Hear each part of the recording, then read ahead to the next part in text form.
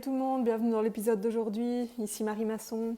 Nous allons discuter durant quelques minutes de ce qui est le moteur des entrepreneurs, ce qui doit absolument être réglé avant que vous commenciez quoi que ce soit. Il faut que vous ayez la passion. La passion, les amis, c'est le moteur, c'est ce qui va vous faire tenir jusqu'au bout de la nuit, c'est ce qui va déséquilibrer votre vie et vous permettre de lancer votre business. Sans la passion, j'ai beau tourner le truc comme je veux, il y a peu d'espoir que ça fonctionne. Alors, qu'est-ce qui me donne envie de vous parler de ça aujourd'hui ? Hier soir, j'ai travaillé pour un client. Et en fait, hier soir, c'était vendredi, je me suis arrêtée de travailler à 3h30 du mat. Et ça a été un vrai plaisir. En fait, j'ai pas vu passer l'heure. Il n'y a rien d'autre que j'aurais voulu faire d'autre que ça, que de bosser jusqu'à 3h30 du mat, à part passer du temps de qualité avec ma famille. Mais bon, pour le moment, c'est le confinement, crise Covid. Donc de toute façon, l'option 2 n'était même pas possible.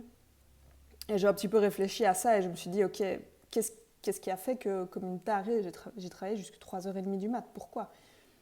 Et en fait, la réponse, elle est simple. Je suis passionnée. On entend souvent dire ça.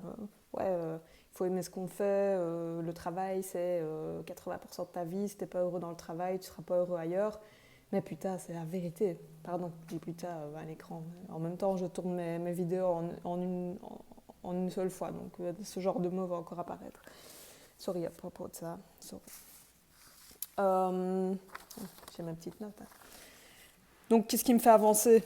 C'est la passion. Et je suis intimement convaincue que si vous avez la passion, vous pouvez faire de grandes choses. Alors, je ne vous demande pas d'être passionné par le marketing tout de suite. Votre passion, ça peut être tout à fait autre chose. J'espère que je vais vous donner un tout petit peu la passion du marketing pour pouvoir vous aider à développer vos business. Mais la première chose à faire, c'est de trouver votre passion. C'est quoi votre passion ? Tout le monde a son truc. Entre 14 et 15 ans, ma passion, c'était le tennis. Vous, c'est quoi ? Vous jouez d'un instrument, vous aimez parler des langues étrangères, vous adorez faire du networking, vous aimez entretenir votre jardin, éduquer votre chien, votre chat, donner cours à vos enfants. Le confinement a été propice à ça. Vous aimez enseigner. Voilà, il faut, je pense, être passionné à propos de quelque chose parce que si vous n'êtes pas passionné, ça va être compliqué. J'ai pas d'enfant, mais j'ai suivi le parcours de ma meilleure amie en tant que future maman et je pense qu'il y a une chose qui se rapproche très très fort de l'entrepreneuriat, c'est le fait d'attendre un enfant. Bon, devenir parent, c'est un projet, lancer son business, c'est un projet. Et j'ai fait un peu le comparatif pour vous expliquer à quel point c'est important d'être passionné. Lancer un projet, quand on a l'idée, ça devient génial. C'est super, c'est le aha moment, tout le monde est fou, on va faire un carton, je suis sûre, ce truc, il va fonctionner, il y a déjà une demande, je sais où je vais, etc. Et puis, bon, ça c'est ce que je compare à la conception de l'enfant. Je pense que tous les gens qui regardent cette vidéo savent comment on fait un enfant. C'est plutôt un moment agréable dans tout le processus jusqu'à ce que le bébé soit avec nous. Et puis après, il y a la grossesse. On est malade, on se coupe du monde, on ne peut plus boire d'alcool, il faut faire attention à ce qu'on mange, on prend du poids, on a des humeurs fluctuantes. Donc on ne peut pas dire que ce soit tous les jours une partie de plaisir. L'entrepreneuriat, c'est pareil. Vous avez le moment de la conception, vous avez l'idée, c'est super, vous y croyez et vous êtes motivé de le faire. Et puis, il y a toute l'étape pour lancer le business. Et à ce moment-là, si on n'est pas passionné, ça va vraiment être compliqué. Si les parents ils n'attendent pas d'avoir leur enfant, c'est compliqué pour eux de supporter les moments difficiles où la maman va pas bien, elle est malade, elle est de mauvaise humeur, elle peut rien faire, etc. Le bébé, quoi qu'il arrive, il va arriver, il va venir. Au bout de 9 mois, il sera là. Votre bébé entreprise, c'est même pas sûr. Vous pourriez avoir un projet inachevé, vous pourriez avorter de votre entreprise. Et si vous n'êtes pas passionné, je suis malheureuse de vous le dire, mais il y a de grands risques que ça n'aille pas. Par contre, si vous êtes passionné, vous passerez à travers toutes les étapes. Donc c'est ça mon message aujourd'hui. Je pense que voilà, il faut trouver votre passion avant de vous lancer dans un projet et il faut l'entretenir comme une petite plante, la faire grandir pour qu'elle mûrisse et qu'elle aboutisse en un projet. Alors, comment est-ce qu'on devient passionné? Ici, moi, je ne fais pas de développement personnel, ce n'est pas mon domaine. J'ai suivi quelques formations chez des gourous qui font ça beaucoup mieux que moi et dont c'est le boulot. Mais j'ai quand même résumé quelques concepts qui m'ont été enseignés par Tony Robbins, qui est un Américain et c'est le big boss du développement personnel. Donc si vous voulez vous renseigner là-dedans, je vous invite vraiment à suivre ce personnage. Le premier conseil que je peux vous donner, c'est de ne pas être une personne... Voyez de quoi je parle? Les gens, quand vous leur dites ça va? Oh, on aurait tort de ne pas se plaindre. Oh, allez, ça va aller. On va faire aller. Ne soyez pas ces personnes-là. Si vous êtes comme ça, vous serez difficilement quelqu'un de passionné. Or, pour créer votre business, vous êtes passionné. Donc moi, si j'ai un conseil à vous donner par rapport à ça, c'est surtout, quand on vous demande comment vous allez, dites au top. Au top. Ça paraît débile, mais pour moi, le bien est l'ennemi du mieux. Donc quelqu'un à qui je demande comment tu vas et qui me répond ça va, j'ai pas envie de creuser parce que je sais que ce qui va venir derrière, ça va pas être gai. Et moi, j'évite les discussions qui sont pas marrantes. Donc, premièrement, méthode Coe, apprenez à dire que vous allez au top ou merveilleusement bien ou phénoménal ou peu importe, trouvez votre truc. Mais ne soyez pas juste quelqu'un qui va bien parce que le bien est l'ennemi du mal. Deuxième chose, si vous voulez aller bien, il faut que vous ayez une expression corporelle des gens qui vont bien. Quand vous n'allez pas bien, ou quand les gens autour de vous ils sont déprimés, vous avez déjà remarqué, ils baissent la tête, ils rentrent les épaules, oh, et ça va pas, et ça va pas. Et résultat des courses, vous n'allez pas bien, donc vous vous renfermez sur vous. Donc votre corps, votre posture dit à votre cerveau « je vais pas bien », donc vous allez encore moins bien.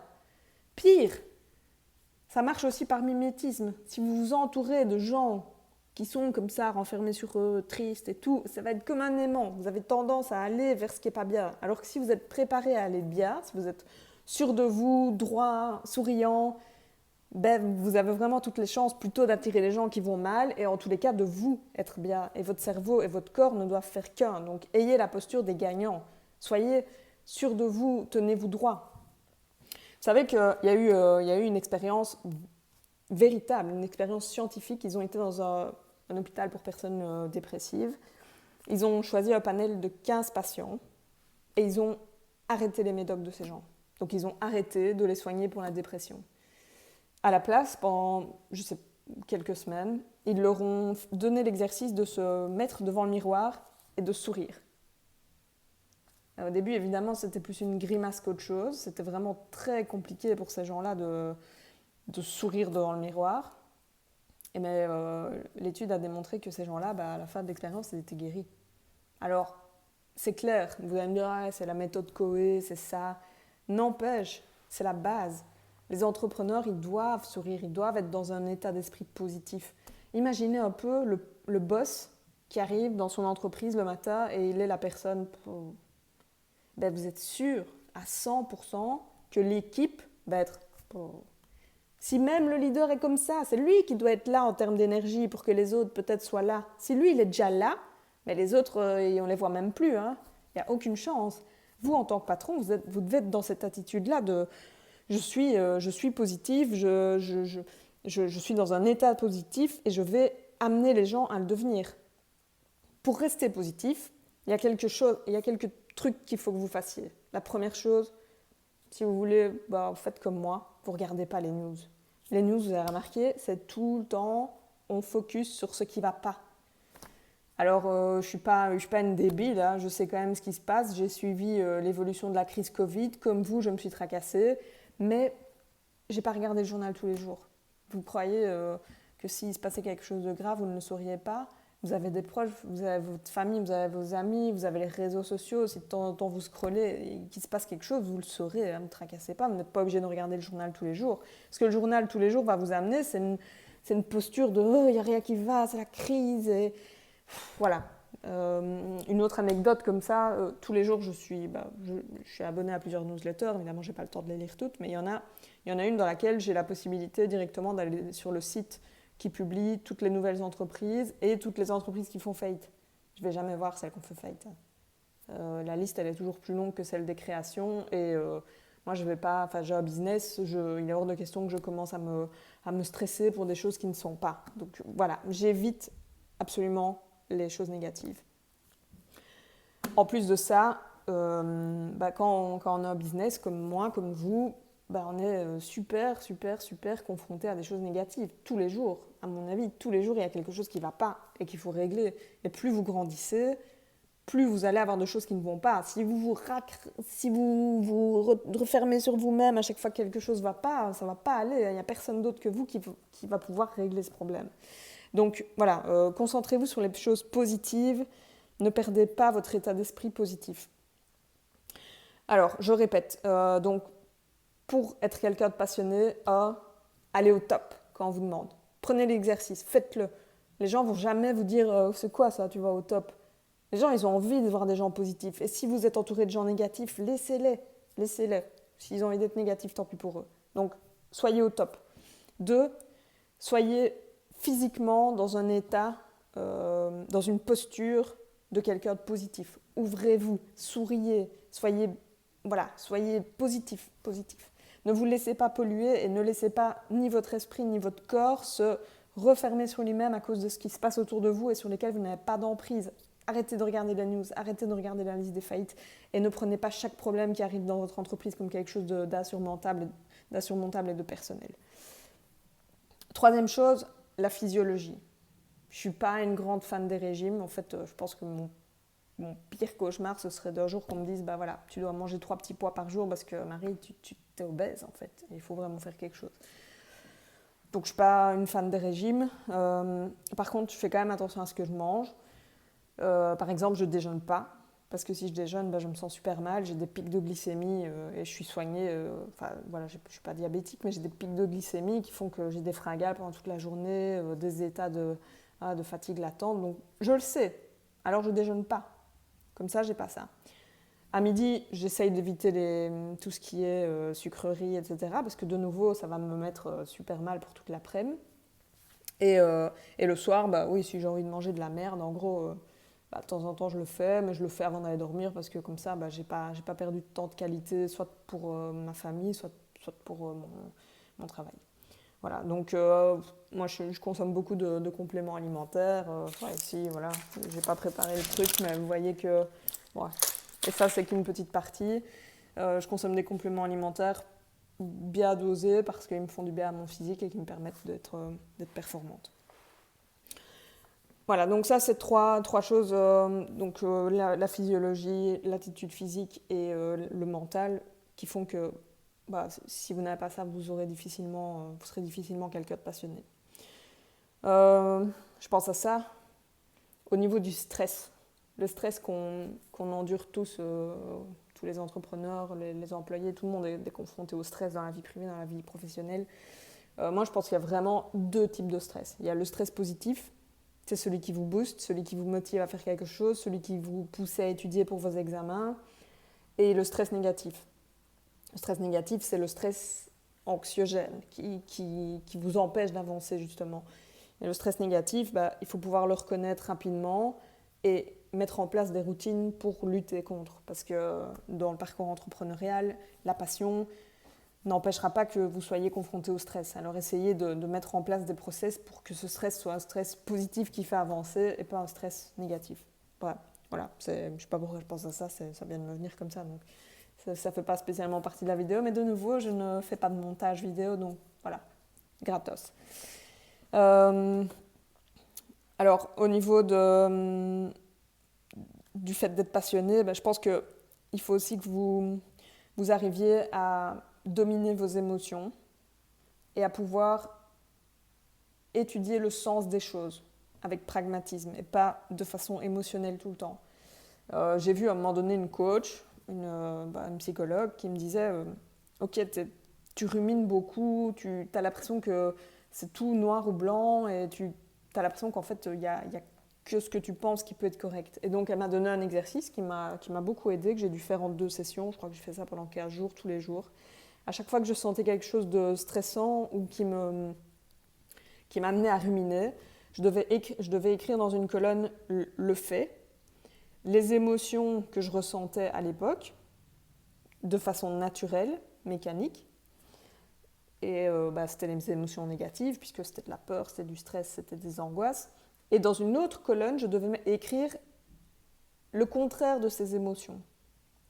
Par exemple, j'avais décidé de changer de job et le patron de ma mère voulait m'employer. J'avais dit OK, et puis finalement, mon cœur n'y était pas et j'ai dit non, je ne viens pas.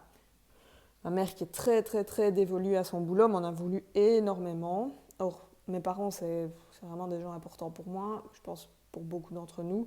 Et donc, elle me râlait dessus. Et suite à ça, je me disais, OK, ma mère, elle m'aime pas. Ma mère, elle est égoïste, parce qu'en fait, elle voit sa propre image auprès de son patron et pas mon propre bonheur. Elle me pardonnera jamais, etc. Et puis, j'ai fait l'exercice et je me suis dit, non. En fait, ma mère, elle n'est pas égoïste, elle est généreuse. Ma mère, elle m'aimera toute ma vie. Donc, c'est pas maintenant qu'elle m'aime plus et ça y est, ça a créé une rupture, elle m'aimera plus jamais, elle m'aime. Et puis, pendant que je faisais l'exercice, j'ai presque eu les larmes aux yeux parce que je me suis dit, mais en fait, ma mère, elle voulait mon bien. Elle s'est dit, c'est un travail sécurisé dans une administration, elle ne perdra jamais son job, elle pourra faire ses trucs de marketing sur le côté, mais elle aura toujours son revenu. Et donc, en fait, j'avais complètement fait fausse route. Et puis, on a eu une discussion avec ma mère et ça s'est complètement arrangé. Mais donc, ce que je veux dire par là, c'est quand il vous arrive quelque chose, imaginons que vous fassiez pirater votre site web ou hacker des données, ne vous dites pas à chaque fois oh, quel connard, c'est quoi, tout le monde est contre moi et de toute façon personne ne veut que j'y arrive. Essayez de donner un sens à ça. Alors j'ai peut-être pas pris l'exemple le plus simple, mais vous vous faites hacker vos données. Essayez de comprendre pourquoi. Ces gens ils vont vous demander une rançon, ils vont jouer un petit peu avec vous. Dites-vous c'est des gens qui avaient besoin de boulot, c'est des gens qui n'ont pas de boulot, qui n'ont pas d'argent, qui avaient besoin de nourrir leur famille. Et voilà, c'est pas cool, c'est illégal, mais ils ont fait ça. Essayez de raisonner un peu, de donner un peu du sens à ce qui vous arrive. Pas tout le temps prendre les choses personnellement et de façon négative. Alors, je me relis. Ouais. Donc, un autre conseil pour devenir passionné, c'est arrêter de jouer au touche-à-tout. Je sais qu'on nous apprend à être des multicasquettes, multitâches, à savoir un peu tout faire. Dans les écoles de commerce, on vous apprend la finance, le marketing, les RH, le management, l'IT, on vous apprend un peu de tout. Mais au final, vous sortez de là, vous n'êtes rien, vous ne savez rien faire. Moi, je suis sortie de l'école de commerce, je n'étais pas comptable, je n'étais pas réviseur, je n'étais pas marketeur, j'étais rien. Et en fait, si j'avais décidé de ne pas me lancer dans le marketing et que je m'étais dit, ok, je vais continuer dans la voie de mes études, donc je vais devenir une femme à tout faire et rien faire. J'aurais étudié un peu de tout, je ne serais jamais devenue spécialisée dans réa et j'aurais jamais eu de passion. Ou alors en dehors de mon activité professionnelle. Mais donc ce que je veux vous dire, c'est lisez, instruisez-vous, trouvez votre passion et devenez vraiment un king là-dedans. N'essayez pas de devenir tout. Il y a un grand dicton qu'un de mes mentors dit toujours, ce qui compte, c'est le qui et pas le comment. Si vous n'êtes pas doué en IT, n'essayez pas de faire votre site internet. Trouvez quelqu'un qui va le faire pour vous. Parce que pendant que vous faites ça, vous n'allez pas faire autre chose qui est profitable pour votre entreprise. Et donc au final, ok, ça va rien vous coûter en cash. Vous n'allez rien sortir de votre poche pour créer votre site. Par contre, toutes les heures et tous les tracas que vous aurez consacrés à faire votre site auront impacté votre business. C'est ce qui s'appelle le coût d'opportunité. Je vous en reparlerai par la suite. C'est quelque chose d'assez puissant. Donc soyez obsédés par votre matière, soyez obsédés et devenez un vrai passionné. N'essayez pas d'être un touche-à-tout. Je disais l'autre jour à ma compagne, elle s'intéresse à la nutrition. Et c'est quelque chose qu'elle a envie de développer dans sa pharmacie. C'est fort demandé par ses patients et elle est convaincue qu'elle peut vraiment amener une valeur ajoutée. Mais elle me disait, oui, mais je ne suis pas nutritionniste. C'est vrai, tu n'es pas nutritionniste, mais tu fais partie du corps médical, tu connais énormément de choses à la nutrition et tu vas lire 20, 30, 40 livres et te former et tu vas devenir une experte. Si c'est ça que tu veux, si c'est à ce point-là que tu es passionné par la nutrition, fais-le. Mais n'essaye pas alors de te lancer en même temps, je deviens une spécialiste des crèmes de jour et en même temps je deviens ceci. Si tu veux donner cette voie-là à ta pharmacie, vas-y à fond. Et alors elle me dit, ouais, mais j'aurai pas le temps. Alors là-dessus, il faut être un peu rationnel. Si elle lit un livre sur la nutrition, elle sera déjà plus spécialisée que 50% des gens qui viennent à la pharmacie. Si elle en lit 2, ce sera 60, 3, et puis après, au bout de 6 mois, elle sera spécialisée et elle pourra amener de la valeur à plus de 95% des gens. Et puis elle n'est pas toute seule. Je lui disais, interview des nutritionnistes, associe-toi avec des nutritionnistes. Si tu veux te lancer là-dedans, si c'est ça ta passion, fais-le à fond. Mais ne te disperse pas. Ne dis pas, je veux faire de la nutrition à côté de plein d'autres trucs. Non, tu ne peux pas être spécialisé dans plein de trucs. Tu prends une voie, tu la prends à fond. Et alors, le dernier conseil que je peux vous donner quand vous voulez devenir passionné, donc l'étape avant l'entrepreneuriat, c'est donner, contribuer. Une fois que vous êtes devenu un expert, contribuer, enseigner votre savoir. Ça va vous motiver à fond parce que c'est passionnant de parler de quelque chose qui nous passionne. Et en plus, vous allez contribuer au bien-être autour de vous et à rien à faire. Donner, ça amène énormément. Donc moi, voilà, je suis passionnée par le marketing. Je ne vous demande pas d'être passionné aujourd'hui par le marketing. Je vous demande de trouver votre passion et puis de vous intéresser au marketing quand vous aurez votre passion et que vous vous rendrez compte que c'est le marketing qui peut vous en faire vivre. Je ne sais pas si c'est français ce que je viens de dire. En gros, vous trouvez une passion et avec le marketing, vous allez créer un job. Voilà. Et c'est à partir de là que vous allez vous intéresser au copywriting, aux pages de vente, à l'upsell, au downsell. Bref, tous des concepts qu'on verra ensemble et qui vous permettront de réellement vivre de votre passion. Voilà, ça fait plus de 20 minutes que je parle. Je pense que ce sujet est vraiment important. Et je serais curieuse d'ailleurs d'avoir vos avis à ce sujet-là. Sachez qu'on peut créer un job passion à partir de tout. L'essentiel, c'est vraiment de s'y mettre à fond. Donc voilà, je peux vous donner une mission à la fin de cette vidéo, c'est trouver votre passion, mettez-vous dans une attitude de gens passionnés et allez-y à fond. Allez-y à fond, n'essayez pas d'être un touche-à-tout. Vous vous entourerez au fur et à mesure de gens qui vous aideront dans tous les domaines nécessaires, mais soyez passionnés parce que la base pour créer un business, c'est de pouvoir vendre et sans la passion, vous n'y arriverez pas. Donc, trouvez votre passion et on se voit, vous me verrez, j'espère, demain dans une nouvelle vidéo. Salut!